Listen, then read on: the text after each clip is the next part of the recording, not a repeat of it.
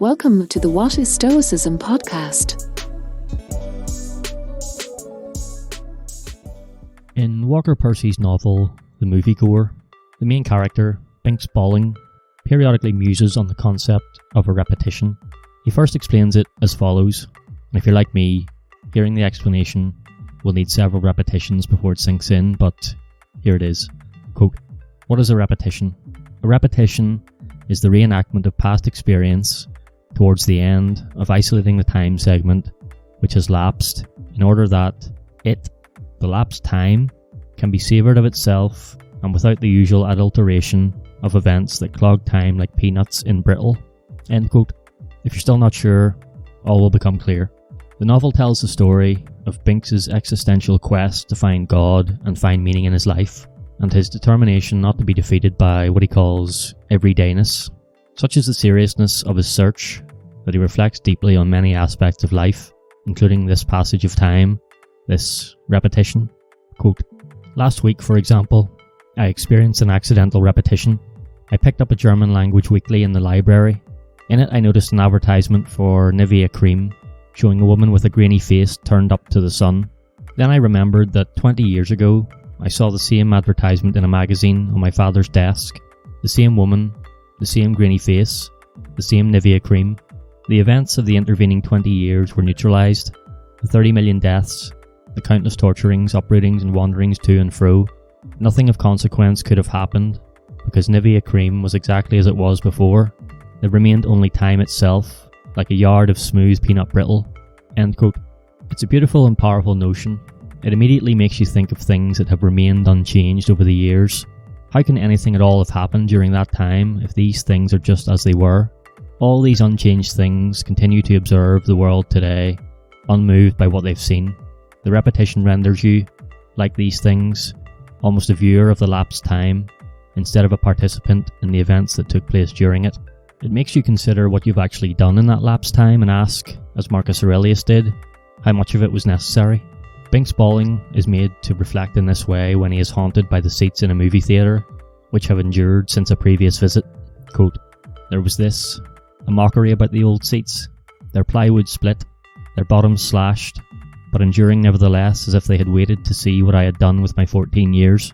There was this also, a secret sense of wonder about the enduring, about all the nights, the rainy summer nights at 12 and 1 and 2 o'clock, when the seats endured alone in the empty theatre. The enduring is something which must be accounted for. One cannot simply shrug it off." End quote. It's like when you revisit somewhere you haven't been since you were a child, and many of the features you remember have remained in place. You think about who you were then, and who you have become, how you're looking at this familiar place through different eyes now, and what events in the intervening years have led you back here. The Stoics also had plenty to say on how we should deal with the passage of time. Seneca even wrote an essay entitled On the Shortness of Life, in which he applies Stoic principles to advise how our time should be best used. One of the key points he made was that everyone is allotted enough time to live a good life, but they waste much of it in meaningless pursuits. And these days there are infinitely more meaningless pursuits to distract us than when Seneca said his piece. It might be somewhat alarming to you if, like Binks Bolling, a repetition causes you to question how you have used a certain block of time and leaves you struggling to answer. But remember this, here you are, right now, living, listening to this, in the present.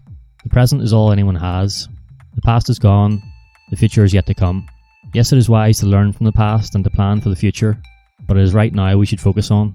Seneca wrote, "We lose the day in expectation of the night, and the night in fear of the dawn."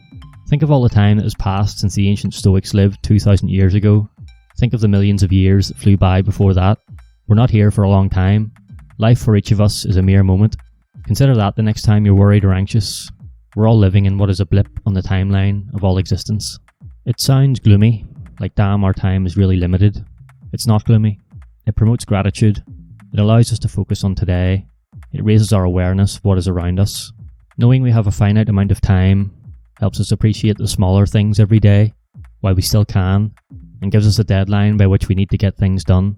The more we can enjoy the smaller things, the more there is to enjoy. And what would get done if our time was infinite? We'd keep putting things off until someday. If you need a more vivid image of finiteness, try this short meditation from Anthony de Mello's Awareness. Quote, The passport to living is to imagine yourself in the grave.